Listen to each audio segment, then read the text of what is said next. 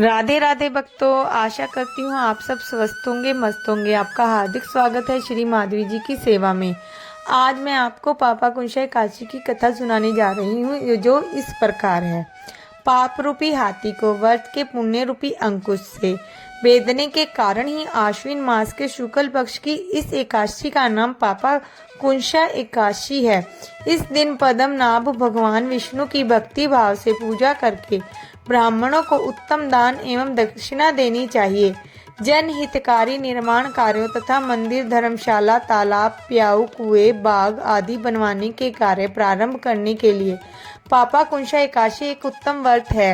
युधिष्ठिर ने आदर पूर्वक श्री कृष्ण भगवान को नमन करके कहा, हे जनार्दन, आश्विन शुक्ला एकादशी का क्या नाम है?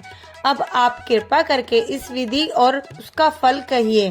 भगवान श्री कृष्ण ने कहा, हे युधिष्ठिर, समस्त पापों को नाश करने वाली इस एकादशी का नाम पापा कुंशा एकादशी है।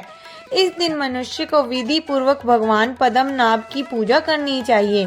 यह एकादशी मनुष्य को मन वांछित फल देकर स्वर्ग प्राप्त कराने वाली है। मनुष्य को बहुत दिनों तक कठोर तपस्या करने से जो फल मिलता है, वह फल भगवान गरुड़ ध्वज को नमस्कार करने से प्राप्त हो जाता है। जो मनुष्य ज्ञानवश अनेक पाप करते हैं परंतु नित्य हरि को नमस्कार करते हैं, वे नरक में नहीं जाते। विष्णु के नाम के कीर्तन मात्र से संसार के सब तीर्थों के पुण्य का फल मिल जाता है।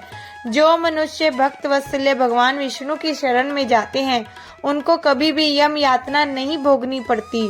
जो मनुष्य वैष्णव होकर शिव की और शैव होकर विष्णु की निंदा करते हैं, वे अवश्य ही नरकवासी होते हैं। सहस्त्रों वाजपेयी और अश्वमेघ यज्ञों से जो फल प्राप्त होता है, वह काशी के व्रत के 16वें भाग के बराबर नहीं होता। संसार में एकादशी व्रत करने के बराबर कोई पुण्य नहीं, परंतु इस पापा कुंशा एकादशी के समान पवित्र तो तीनों ही लोकों में कुछ भी नहीं है।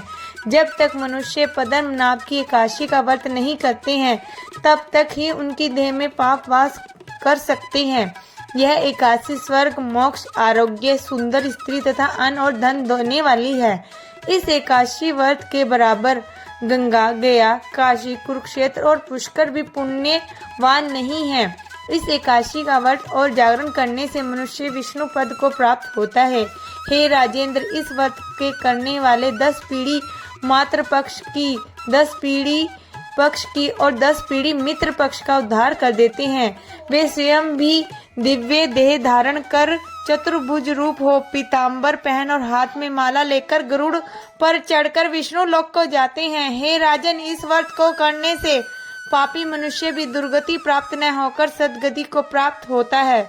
आश्विन मास की शुक्ल पक्ष की इस पापा कुंशा एकादशी का जो व्रत करते हैं, वे अंत समय में हरिलोक को प्राप्त तथा समस्त पापों से मुक्त हो जाते हैं। सोना, तिल, भूमि, गौ, अन्न, जल, छतरी तथा जूती दान करने से मनुष्य यमराज को नहीं देखता। जो मनुष्य पुण्य कर्म और एकादशियों के व्रत किए बिना जीवन के दिन व्यतीत करता है, वह लोहार की भट्टी की तरह सांस लेता हुआ भी निर्जीव के समान ही है।